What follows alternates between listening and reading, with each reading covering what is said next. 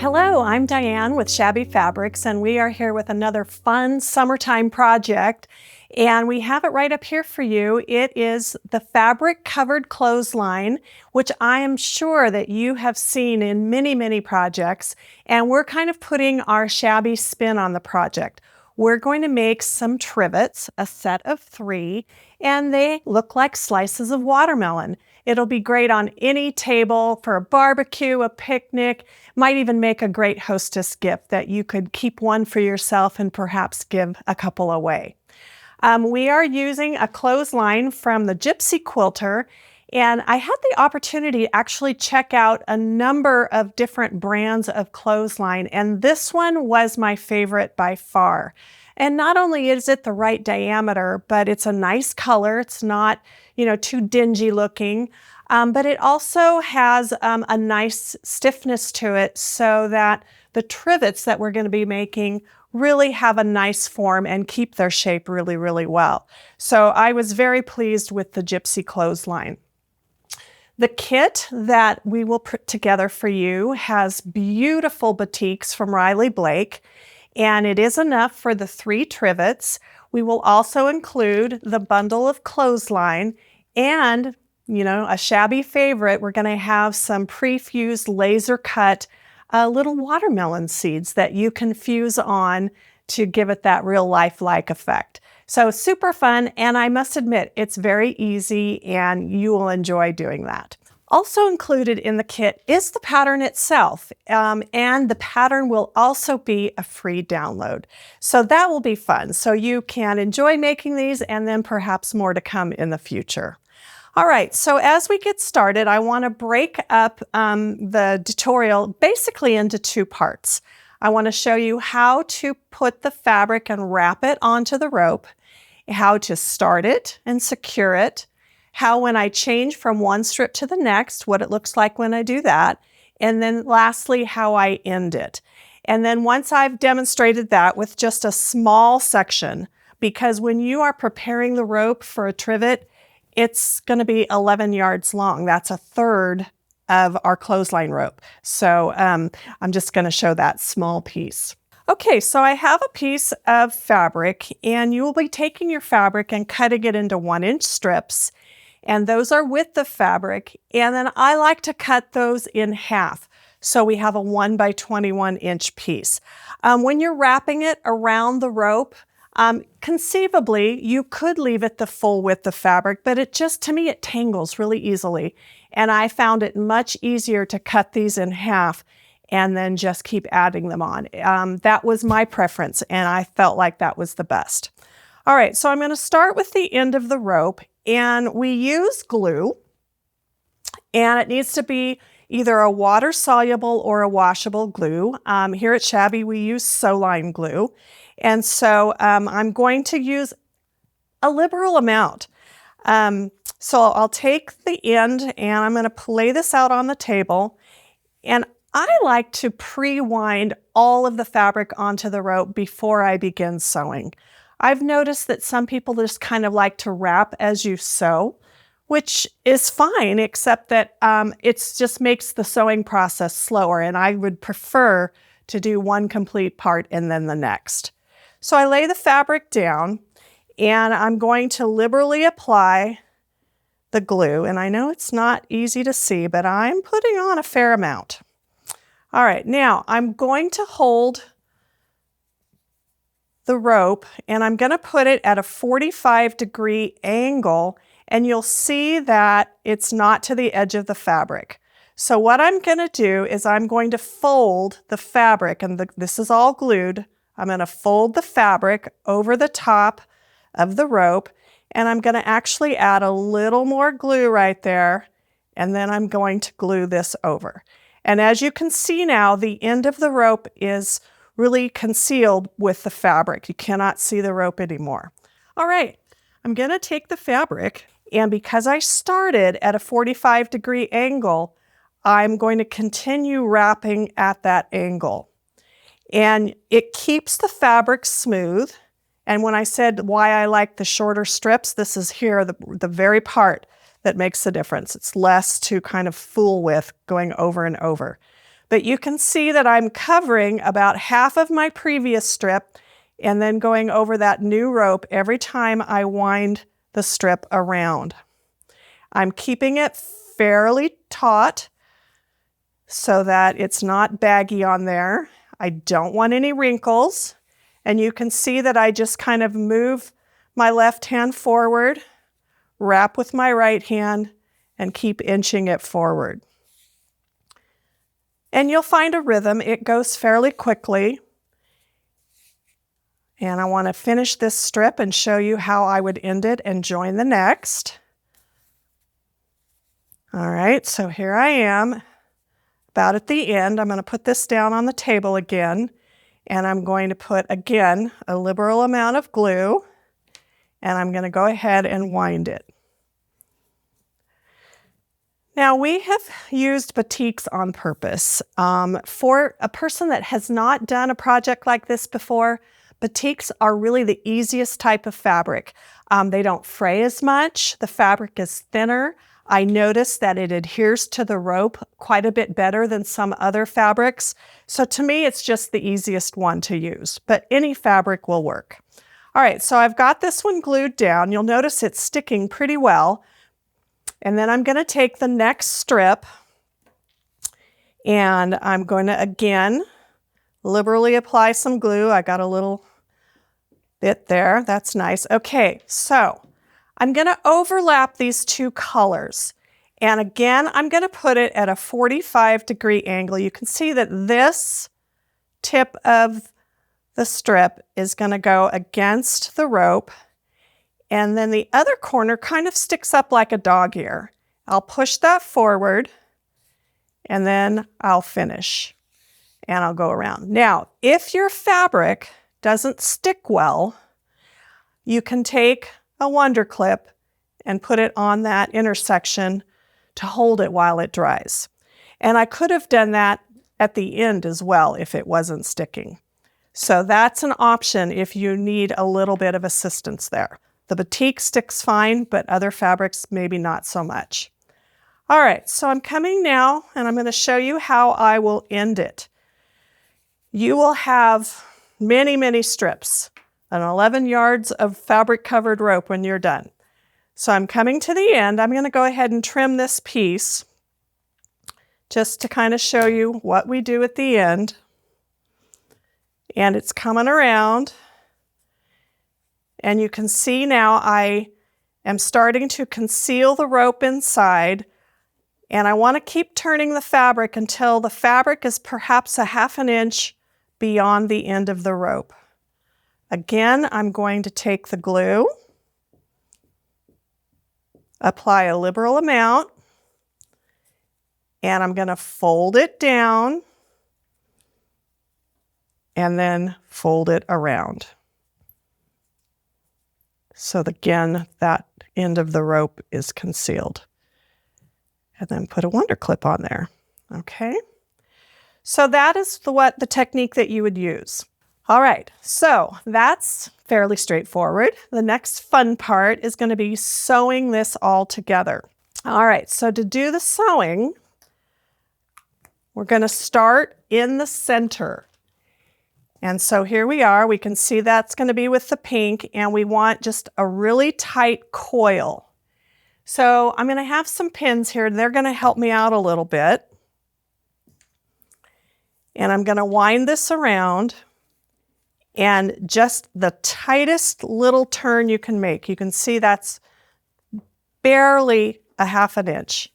And I'm going to wind it, holding it tight, until it gets to be about 1.5 inches in diameter. Then I'm going to take the pins and I'm just going to kind of skim along the top to hold it together. And I'm just going as far as I'd like to go across. And sometimes it's kind of hard to push. I'm going to try again. There we go. All right, so I went all the way across. I'm going to rotate this 90 degrees, and I'm going to put another pin in going the other direction. If you try to go through all the rope, it's just too hard. Skimming across the top really is the best. Okay, so now I've got the coil started. So next I'm going to be going over to the sewing machine, and I'm going to use some pink thread, and we will have some thread sets selected so that you can see the ones that I have used. They would be an add-on, but we have a pink and a green that will match just perfectly for you. All right, so I'm going to take it over to the sewing machine and start this out. Okay, so I want to secure this round coil first. So I have my machine on a straight stitch, and it's just at a regular stitch length of 2.5. I'll go ahead and lower my presser foot, and I really do need to be mindful of those pins. I'm going to go ahead and stick the needle in and take a few stitches forward. And since I'm started now, I'm going to go ahead and pull that first pin out a little bit. And I'm going to take the other one out now as well, because I have a good grip on it and it's not going to uncurl. All right, so I've gone straight across all the way. I'm going to back up to where I started, and then I'm going to advance and I'm going to stop in the center. All right, now I'm going to turn it, and I'm going to first advance all the way out to the edge, and then back up out to the end. All right, and go ahead and cut my thread. All right, so what you can see here is our coil, and I've done like an X shape. That's just to hold it all together. The next part now is actually holding the coils together the way that they'll be held for the whole entire project. So I'm going to change the settings on the sewing machine, and I'm going to go to a zigzag stitch. And with my zigzag stitch, I would like to have a stitch length of about 3.5 and a stitch width of 5.0. Okay. All right, so I'm going to go towards the center again, and I'm looking for my starting point, and it's right, I'm going to use a pin to point. It's right in here. So I'm going to start with that very point, and I'm going to, my goal now is when I zigzag, is I'm going to zigzag across the gap between the rows of the rope. So when the needle goes down on the left, I'll be on one row of the rope, and then it's going to go across the gap, and the stitch on the right will join it to the one that's linked around it. So, and for this first one, you have to be very slow, and you can see that I'm going to be turning very carefully here every couple of stitches. All right, I'm going to go ahead and cut my thread at this point, and I'll tell you why here. Let me show you. All right, so I have been coiling and coiling and coiling, and I have all of this rope that's not attached, but yet it's been coiled. And I want to unwrap that a little bit. This is also a good time to cut away any of the extra threads. And sometimes there's a few stray threads from the fabric that it's unraveled. And you know, those are going to happen. That's just the nature of using raw edges. But I've cut off a few. All right, so when we go to zigzag the whole entire trivet, we're going to put our machine at the end here, and we want the rope to come up from the right side. And as this piece grows and we are staying on the right side, you can see that as this gets larger, it's going to grow out towards the left. And that's what we want. If I were to have this turned over and have the rope coming in from the left, and as I'm stitching here, it would grow and it could bump into the outside edge of my machine, and that can get us into trouble. So it's important that you have your rope feeding in from the right side. All right, so I'm going to go where I left off, which I believe is about right here. And I'm going to just go a few more stitches, put my foot down, And then I'm going to move forward. There we go. Okay, I'm going to continue sewing. I'm going to grab a larger sample and I'm going to then show you how you would continue and then finish up. Okay, so I've switched over to a larger sample that we're towards the end of now, and I wanted to point out where I made my thread change. So the color of fabric changed right here, and you can see I went from the pink to the green fabric, but yet I kept the pink thread. And that goes all the way around until I get to the point where I have 2 strips of the green together. So this is where now we have 2 green strips of fabric together, and this is where, right above where the fabric changed, above it, the next row around is where the thread changed. And then I went to the green thread. So that kind of makes that transition. There's just not going to be a perfect spot where you can change it. And so that's the decision that I made. All right, so I continued with all 4 strips of the light green. And then the instructions tell us then to do the rest of our strips, which should be 11 strips of the dark green.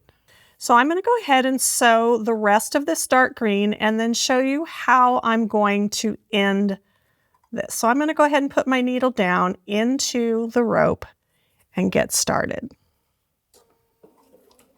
Okay, you can see I am bridging across those 2 layers of rope.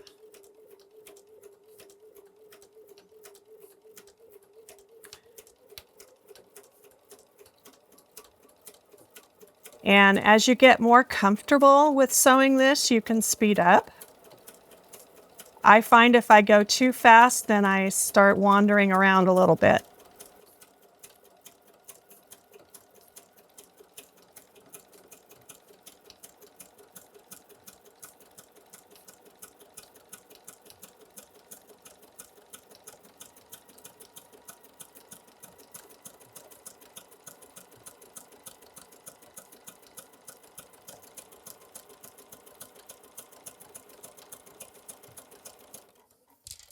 I'm going to trim the threads since I see them.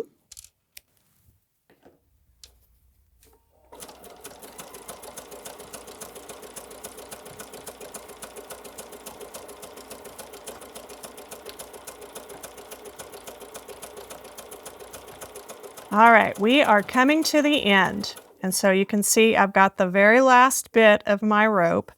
And I'm going to continue to sew it until there's about 4 inches left. And I'm estimating, but I'm going to go ahead and put my finger right there so I know exactly where I'm going to stop. Okay, now what I'm going to do is I'm going to pull this in and I'm going to tuck it in between.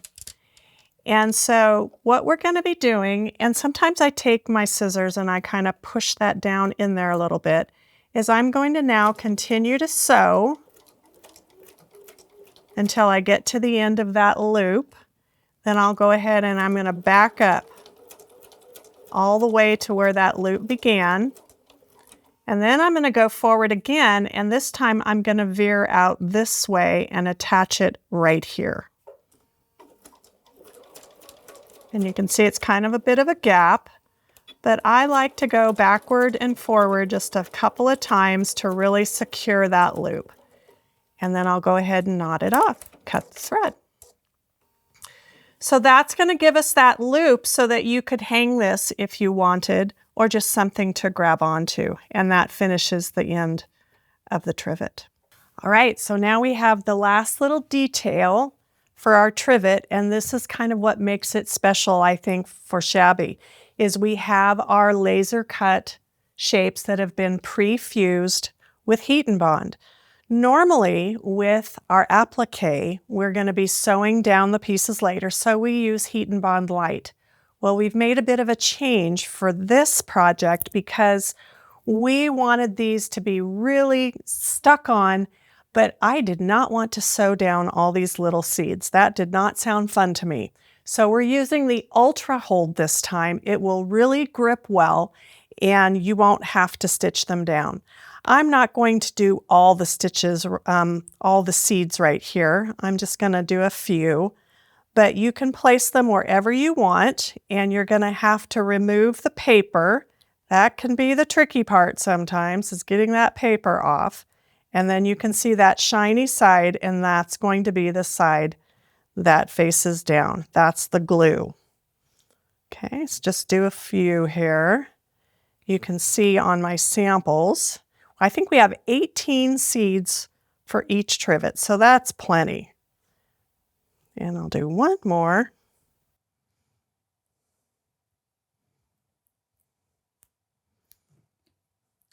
So I have my iron preheated. It's on a medium heat, no steam. And we're just going to put that on there and hold it down. And for this project, because the surface is a little bit bumpy, I'm putting a bit of pressure on there. I want to make sure that those seeds stick. So about 8 to 10 seconds, hold it on there, pressing hard, and then we'll just remove it.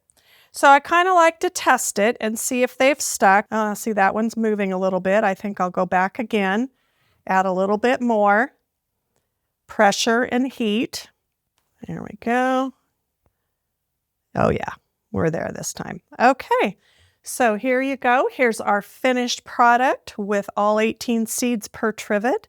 It's going to really dress up your picnic table, your 4th of July parties, and just make it so festive and fun and summery. Thanks for joining us again today for another Shabby video, and we'll see you next time. Bye-bye.